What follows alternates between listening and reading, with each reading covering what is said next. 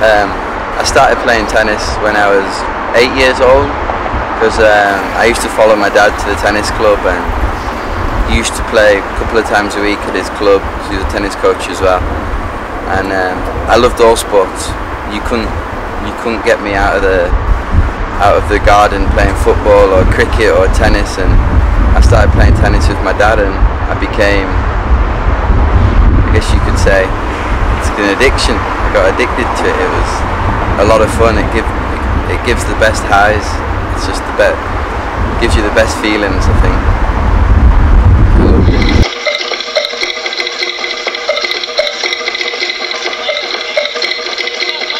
I used to go to my dad's club, and my dad was always playing with people, and one day he says, "Hey son, come and play," and I went and played, and I loved it. And then every time I went and watched, guys would take the time from in between their matches or in between their practice, they'd come and they'd throw me a ball and they'd hit with me. They're always encouraging me to go and play, and I just loved it. I absolutely loved it.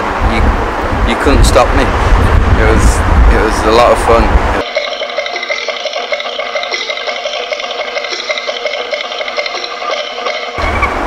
I think because in the time, obviously I'm from Manchester, so you know we have the best team in the world from Manchester, and it's hard, you know, not to like football being from Manchester, and the fact that I support the best team in the world. You know, I mean, I love Manchester United. You know, they're up there with my mum and my dad, maybe higher than my girlfriend though.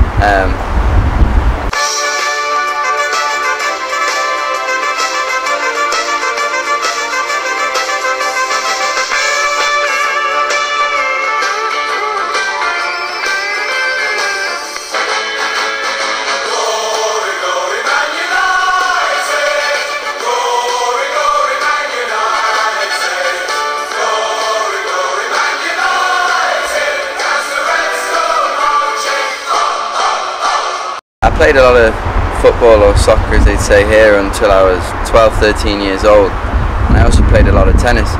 And I guess because there's less financial trouble that goes along with playing football than tennis, and I was getting given money from the tennis federation to play tennis compared to soccer. I was getting no money, you know, because every kid plays, you know. So it came to a time where they said, look, we're giving you, we're giving you this training, you're doing this. It'll be stupid for you to then get hurt by playing soccer. You got to quit. You got to choose one or the other. And I chose. So I listened to people, and I quit soccer and I started playing tennis, and that's how I really got into it. My dad also wanted me to as well. So.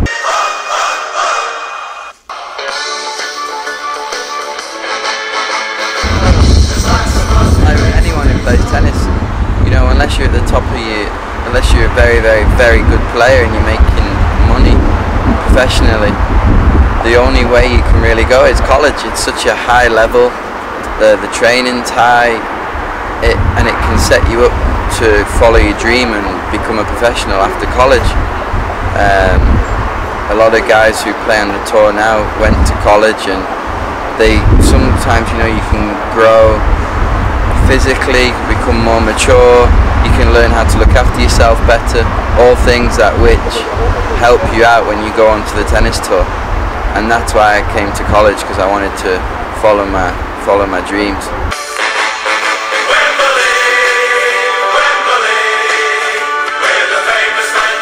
Well, yeah, I'm coaching because I finished my college and I enjoy my college career, and if I'm brutally honest with myself, I wasn't good enough to go to the top of the men's game, but I still have my passion for tennis. I absolutely love tennis, and I love teaching.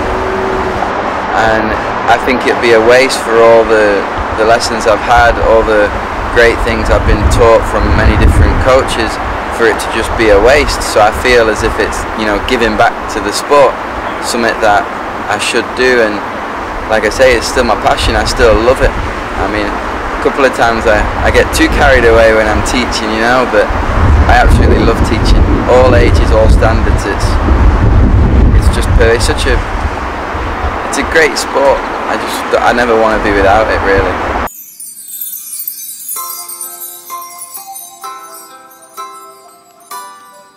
I mean, teaching the very, very beginners is probably more challenging than I find personally than teaching kids that are older and can actually hit the ball.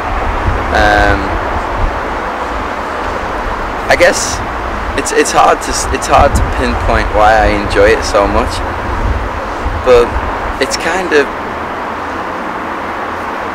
it's just you can't expect anything because you don't know what you're gonna get from them, and the fact that it's so random and they surprise you with every little thing, and the look on their face when they actually do hit the ball over a net,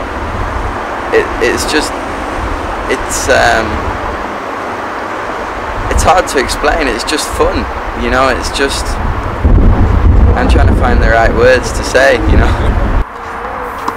Oh wow, great shot. How many have you got so far? 3? Okay, let's see if we can get 4. Good. Remember, one hand over the shoulder. Ready? Go to the middle. Good. Go, Alex. Go back a little bit there. Good. Oh, you got me. Good shot. Ready? It's just pure, basic, simple fun. And they don't get angry if it's not how they want it to be, but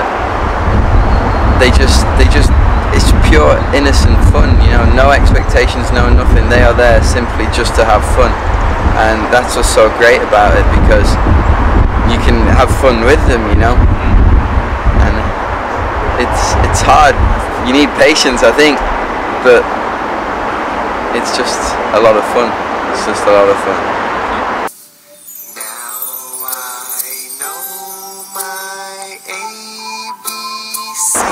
Well, it's kind of, I had a coach, my first coach, serious coach back home, was very, very tough.